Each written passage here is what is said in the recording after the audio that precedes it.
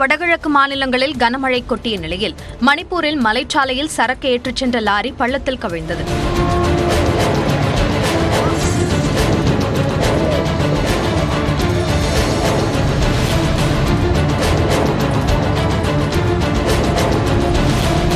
இதேபோல அசாம் மாநிலம் திமாஹாசோ மாவட்டத்தில் பெய்த கனமழையால் ஹப்லாங் சில்சார் இணைப்பு சாலையில் வெள்ளப்பெருக்கு ஏற்பட்டது.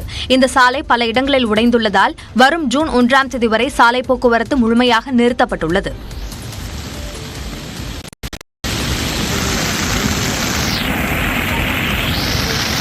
அசாமின் தேக்கி யாஜுலி பகுதியில் பள்ளி பேருந்தின் மீது மரங்கள் விழுந்ததில் 12 மாணவர்கள் காயமடைந்தனர். கவுஹாத்தியில் உள்ள சில பகுதிகளில் மின்சேவையும் பாதிக்கப்பட்டது.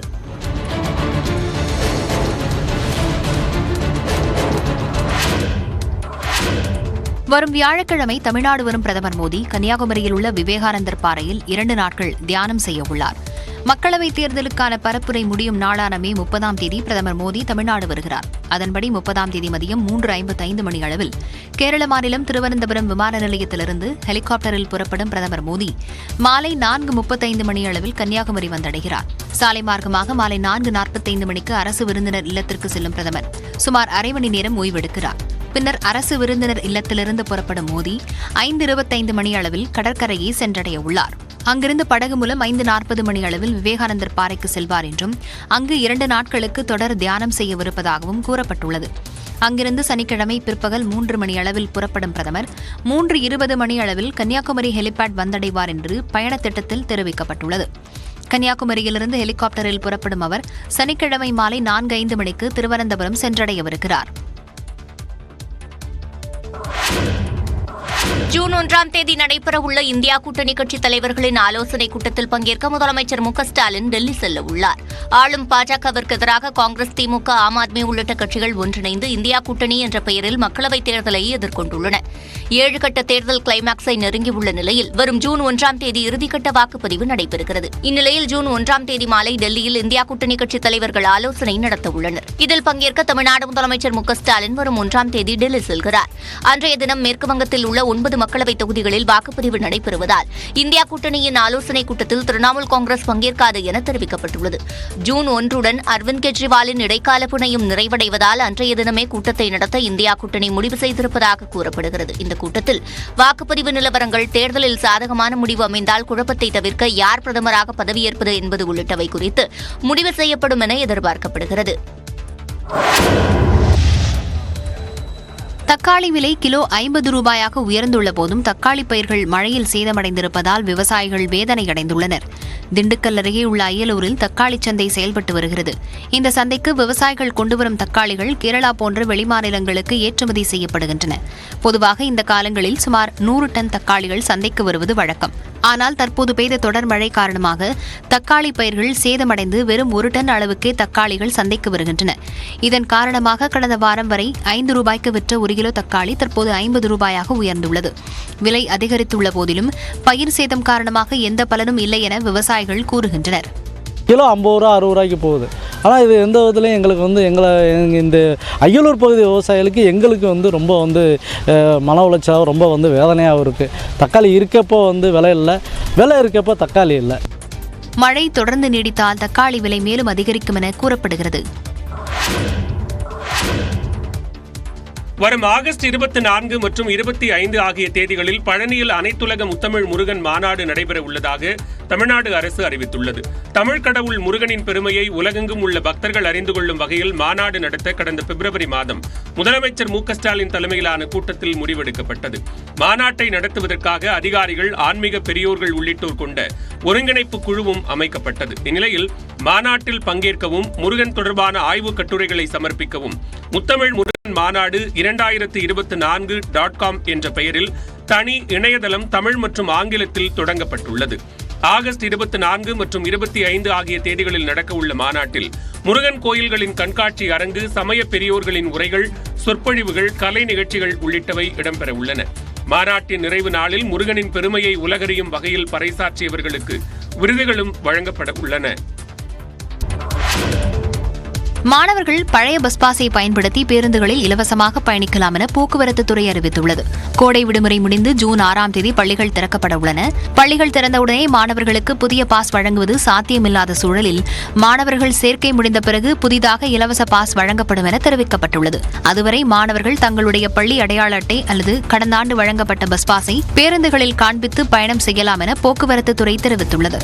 மாணவ மாணவியர்களுக்கு விரைந்து பாஸ் வழங்க போக்குவரத்து கழக அதிகாரிகள் பள்ளிக்கல்வித்துறை அதிகாரிகளுடன் இணைந்து செயல்பட்டு வருவதாகவும் மாணவர்களின் விவரங்கள் முழுமையாக கிடைத்தவுடன் பாஸ் வழங்கப்படும் எனவும் தெரிவிக்கப்பட்டுள்ளது. முல்லைப்பெரியாற்றில் புதிய அணை கட்டுவதற்கான கேரள அரசின் விண்ணப்பத்தை இன்று பரிசீலிக்க இருந்த மத்திய அரசின் கூட்டம் ரத்து செய்யப்பட்டுள்ளது.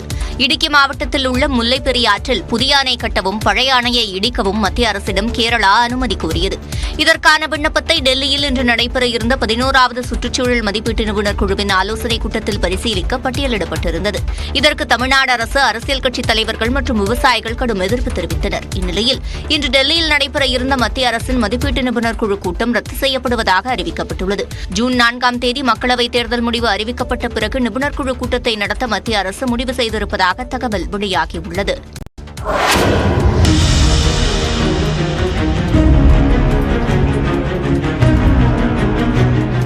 மஞ்சுமல் பாய்ஸ் பட பாணியில் மருதமலை வனப்பகுதியில் ரீல்ஸ் மோகத்தால் இளைஞர்கள் மேற்கொள்ளும் ஆபத்தான பயணம் அதிர்ச்சியை ஏற்படுத்தியுள்ளது. சமூக வலைதளங்களில் பிரபலம் அடையவும் ரீல்ஸ் உள்ளிட்டவற்றால் வருமானம் ஈட்டவும் ஆபத்தை உணராமல் எந்த எல்லைக்கும் சென்று வீடியோக்கள் எடுப்பது அண்மை காலமாக அதிகரித்து வருகிறது. தடை செய்யப்பட்ட பகுதிகளுக்கு சென்று சட்ட சிக்கலை சந்திப்பதும் தொடர்கிறது. இந்நிலையில் மருதமலை முருகன் கோயிலுக்கு செல்லும் சாலையில் வனப்பகுதிக்குள் உள்ள மலை மீது ஆபத்தான முறையில் இளைஞர்கள் வீடியோ எடுப்பதாக புகார் எழுந்துள்ளது.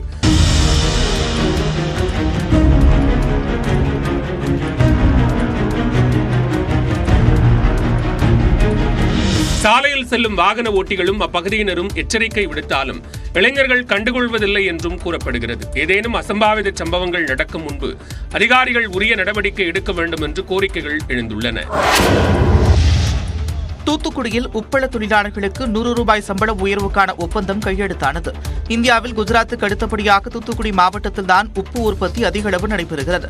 உப்பளத்தை நம்பி நேரடியாக 25,000 பேரும் மறைமுகமாக 20,000 பேரும் என மொத்தம் சுமார் 45,000 தொழிலாளர்கள் வாழ்ந்து வருகின்றனர். உப்பள தொழிலாளர்களில் ஆண்களுக்கு 500 ரூபாயும் பெண்களுக்கு 490 ரூபாயும் சம்பளம் வழங்கப்பட்டு வந்தது. இந்நிலையில் தொழிலாளர்களுக்கு ஊதிய உயர்வு ஒப்பந்தம் தொடர்பான பேச்சுவார்த்தை 6 கட்டமாக நடந்தது. இந்த பேச்சுவார்த்தையில் ஆண் தொழிலாளர்களுக்கு ஒருநாள் ஊதியம் 600 ரூபாயாகவும் பெண் தொழிலாளர்களுக்கு 590 ரூபாயாகவும் உயர்த்தி வழங்க ஒப்பந்தம் ஏற்பட்டது. இந்நிலையில் விலைவாசி உயர்வுக்கு ஏற்ப ஊதியத்தை மேலும் உயர்த்தி வழங்க வேண்டும் என்று தொழிலாளர்கள் கோரிக்கை விடுத்திருக்கின்றனர். அடுத்த கட்ட பேச்சுவார்த்தையில் கொஞ்சம் முதலாளிமார் கொஞ்சம் மனசு இறங்கி விலைவாசிக்கு ஏற்ற கூலியை கூட்டணும். முதலாளிமாருக்கு அடுத்த கட்ட பேச்சுவார்த்தையில் கூட இழுபறி இல்லாமல் விலைவாசிக்கு ஏற்க எங்களுக்கு சம்பளம் உயர்வை கூட்டி கொடுக்கணும்னு வேண்டிக் கொள்கிறோம். புதிய ஒப்பந்தம் 2 ஆண்டுகள் அமலில் இருக்கும் என்றும் தெரிவிக்கப்பட்டுள்ளது. ஊரக வீடு வழங்கும் திட்டத்தின் கீழ் 2021ஆம் ஆண்டு மே மாதம் முதல் 2024 பிப்ரவரி மாதம் வரை 2,97,414 வீடுகள் கட்டி முடிக்கப்பட்டதாக தமிழ்நாடு அரசு தெரிவித்துள்ளது. ஊரக வளர்ச்சித்துறையின் செயல்பாடுகள் குறித்து தமிழ்நாடு அரசு அறிக்கை வெளியிட்டுள்ளது. அதில் மத்திய அரசு மற்றும் மாநில அரசின் பங்களிப்புடன் மொத்தம் 7,50,405 வீடுகள் ஒதுக்கீடு செய்யப்பட்டிருப்பதாகவும் ஊரக வீடு வழங்கும் திட்டத்திற்காக இதுவரை 4,035 கோடி ரூபாய் செலவிடப்பட்டிருப்பதாகவும் தெரிவிக்கப்பட்டுள்ளது. மகாத்மா காந்தி தேசிய ஊரக வேலை உறுதி திட்டத்தின் கீழ் தமிழ்நாட்டில் கடந்த 3 ஆண்டுகளில் 86% பெண்கள் பயனடைந்திருப்பதாகவும் சாதி வேறுபாடுகளை நீக்க கிராமப்புறங்களில் 10 எரிவாயு தகன மேடை அமைக்க 20 கோடி ஒதுக்கீடு செய்யப்பட்டிருப்பதாகவும் அரசு தெரிவித்துள்ளது. சிறுபான்மையினரின் மிகப்பெரிய எதிரி காங்கிரஸ் என்று பிரதமர் நரேந்திர மோடி குற்றம் சாட்டியுள்ளார். செய்தி நிறுவனம் ஒன்றுக்கு பேட்டியளித்த பிரதமர் மோடி மேற்கு வங்கம், ஒடிசா, டெல்லி அரசியல் நிலவரம் குறித்த கேள்விகளுக்கு பதிலளித்தார். மேற்கு வங்கத்தில் இருந்துதான் அதிக பாஜக எம்பிக்கள் கிடைப்பார்கள் என்றார். ஒடிசாவில் தற்போதுள்ள அரசாங்கம் வரும் 4ஆம் தேதியுடன் காலாவதி ஆகிவிடும் என்றும் வரும் 10ஆம் தேதி ஒடிசாவில் பாஜக தலைவர்களில் ஒருவர் மாநில முதலமைச்சராக பதவியேற்பார் என்றும் நம்பிக்கை தெரிவித்தார். அமலாக்கத்துறை, சிபிஐ உள்ளிட்ட அமைப்புகள் எதிர்க்கட்சிகளை மிரட்ட பயன்படுத்துவதாக கேள்வி முன்வைக்கப்பட்டது. எதிர்க்கட்சியினர் குற்றச்சாட்டுக்கு ஆதாரம் இருக்கிறதா என்றும் கேள்வி எழுப்பினார். वो कूड़ा कचरा लेकर के मेरे आते हैं, ये ठीक है कि मैं रिसाइकल के मानता हूँ, तो मैं इस कूड़े कचरे का रिसाइकल करके उसको खाद में परिवर्तित कर दूंगा और उसमें से देश के लिए कुछ अच्छी चीजें पैदा कर दूंगा, इसलिए वो तो मैं करूंगा। இடஒதுக்கீட்டை மோடி ரத்து செய்வதாக எதிர்க்கட்சிகள் குற்றச்சாட்டை முன்வைப்பது குறித்த கேள்விக்கு அது பொய் என்றும் பிரதமர் குறிப்பிட்டார். இடைக்கால ஜாமீனை நீட்டிக்க கோரி டெல்லி முதலமைச்சர் அரவிந்த் கெஜ்ரிவால் தாக்கல் செய்த மனுவை உடனடியாக விசாரிக்க உச்சநீதிமன்றம் மறுப்பு தெரிவித்துள்ளது. டெல்லி மதுபான விநியோக கொள்கை முறைகேடு வழக்கில் அமலாக்கத்துறையால் அரவிந்த் கெஜ்ரிவால் கைது செய்யப்பட்டு சிறையில் இருந்தார். அண்மையில் தேர்தல் பரப்புரைக்காக கெஜ்ரிவாலுக்கு உச்சநீதிமன்றம் ஜூன் 1ஆம் தேதி வரை ஜாமீன் வழங்கியிருந்தது. இந்நிலையில் ஜாமீனை ஜூன் 9 வரை நீட்டிக்க கோரி கெஜ்ரிவால் தரப்பு உச்சநீதிமன்றத்தில் மனு தாக்கல் செய்திருந்தது. மனுவை உடனடியாக ஏற்க மறுத்த நீதிபதிகள் கடந்த முறை வழக்கு விசாரணைக்கு வரும்போது ஜாமீன் நீட்டிப்பு கோராதது ஏன் என்று கெஜ்ரிவால் தரப்புக்கு கேள்வி எழுப்பினர். இதற்கு 2 தினங்களுக்கு முன்புதான் பரிசோதனைக்கு மருத்துவர் பரிந்துரைத்தார் என்று கெஜ்ரிவால் தரப்பில் விளக்கம் அளிக்கப்பட்டது. அதற்கு இதன் மீது தலைமை நீதிபதி மட்டுமே முடிவெடுக்க முடியும் என்று நீதிபதிகள் தெரிவித்தனர். நியூஸ் 18 தமிழ்நாடு செய்தி எதிரொலியாக ரேஷன் அட்டைதாரர்கள் மே மாதத்திற்கான பாமாயில் மற்றும் துவரம்பருப்பை ஜூன் முதல் வாரம் பெற்றுக்கொள்ளலாம் என அறிவிக்கப்பட்டுள்ளது. நெல்லை, அரியலூர் உள்ளிட்ட நியாய விலைக் கடைகளில் பாமாயில் மற்றும் துவரம்பருப்பு பற்றாக்குறை நிலவுவதாக நியூஸ் 18 தமிழ்நாடு தொலைக்காட்சியில் செய்தி வெளியானது. இந்நிலையில் தேர்தல் நடத்தை விதிமுறைகளால் பாமாயில் மற்றும் துவரம்பருப்பிற்கான ஒப்பந்த புள்ளிகளை முடிவு செய்வதில் காலதாமதம் ஏற்பட்டதாக அரசு தரப்பில் தெரிவிக்கப்பட்டது. மே மாதத்திற்கான துவரம்பருப்பு மற்றும் பாமாயிலை ஜூன் முதல் வாரம் பெற்றுக்கொள்ளலாம் எனவும் அறிவிக்கப்பட்டுள்ளது. மே 27ஆம் தேதி வரை சுமார் 82 லட்சம் குடும்பங்களுக்கு 1 கிலோ துவரம்பருப்பு வழங்கப்பட்டுள்ளதாக தெரிவிக்கப்பட்டுள்ளது. அதேபோல் சுமார் 75 லட்சம் குடும்பங்களுக்கு 1 லிட்டர் பாமாயிலும் வழங்கப்பட்டதாக கூறப்பட்டுள்ளது. புனேவில் 17 வயது சிறுவன் சொகுசு கார் ஓட்டிய வழக்கில் தொடர்புடைய மருத்துவர் மீது அடுக்கடுக்கான புகார்கள் இருப்பது தெரியவந்துள்ளது. மகாராஷ்டிரா மாநிலம் புனேவில் கடந்த 19ஆம் தேதி 17 வயது சிறுவன் மதுபோதையில் காரை இயக்கியதாக கூறப்படுகிறது. அந்த கார் மோதியதில் 2 மென் பொறியாளர்கள் உயிரிழந்தனர். இந்த வழக்கில் சிறுவன் மது அருந்தினாரா என்று ரத்த பரிசோதனை மேற்கொள்ளப்பட்டது. அப்போது லஞ்சம் பெற்றுக்கொண்ட டாக்டர் அஜய் தவாரே ரத்த மாதிரிகளை குப்பையில் வீசியது தெரியவந்தது. குறிப்பிட்ட இந்த மருத்துவர் மீது 2022ஆம் ஆண்டு சிறுநீரக மோசடி புகார் எழுந்தது. அவரை சாசூன் மருத்துவமனையின் கண்காணிப்பாளர் பதவியில் இருந்து நீக்க மருத்துவ கல்வி மற்றும் ஆராய்ச்சி இயக்குநரகம் பரிந்துரைத்திருந்தது. இந்த நிலையில் கடந்த ஆண்டு டிசம்பர் 23ஆம் தேதி அஜய் தவாரே மீண்டும் அதே பதவியில் நியமிக்கப்பட்டார். கடந்த ஏப்ரல் மாதத்தில் நோயாளிகளை எலி கடித்த குற்றச்சாட்டிலும் அஜய் தவாரேவிடம் விசாரணை நடத்தப்பட்டது. பிரதமர் மோடி, மத்திய அமைச்சர் அமித்ஷா, சச்சின், சேவாக், தோனி உள்ளிட்ட பிரபலங்கள் இந்திய கிரிக்கெட் அணியின் பயிற்சியாளர் பதவிக்கு அதிக விண்ணப்பங்களை அனுப்பியதாக நினைத்து பிசிசிஐ குழம்பி போனது. இந்திய அணியின் பயிற்சியாளராக உள்ள ராகுல் டிராவிட்டின் பதவிக்காலம் வரும் 20 ஓவர் உலகக்கோப்பை போட்டியுடன் முடிய உள்ளது. இதனால் கடந்த 13ஆம் தேதி முதல் இந்திய அணியின் பயிற்சியாளர் பதவிக்கு பிசிசிஐ சார்பில் விண்ணப்பங்கள் பெறப்பட்டன. கூகுள் ஃபார்ம் மூலமாக விண்ணப்பத்தை பதிவு செய்ய அறிவுறுத்தப்பட்டிருந்தது. அந்த வகையில் சுமார் 3000 விண்ணப்பங்கள் பிசிசிஐக்கு குவிந்துள்ளன. அதில் சச்சின், சேவாக், தோனி என ஏராளமான கிரிக்கெட் வீரர்களின் பெயர்கள் இடம்பெற்றிருந்தன. அவை போக பிரதமர் நரேந்திர மோடி, மத்திய உள்துறை அமைச்சர் அமித்ஷா உள்ளிட்டோரின் பெயர்களிலும் விண்ணப்பங்கள் குவிந்திருந்தன. திடுக்கிட்டு அவற்றை ஆய்வு செய்ததில் அனைத்தும் போலியாக யாரோ அனுப்பியவை என தெரிய வந்தது. இவற்றை கழித்து கட்டுவதே பெரும் தலைவலியாக இருப்பதாக பிசிசிஐ அதிகாரிகள் கூறியுள்ளனர். Gautam Gambhir, VVS Laxman, Ponting, Justin Langer, Stephen Fleming உள்ளிட்டோரின் பெயர்கள் பரிந்துரையில் இருப்பதாக கூறப்படுகிறது.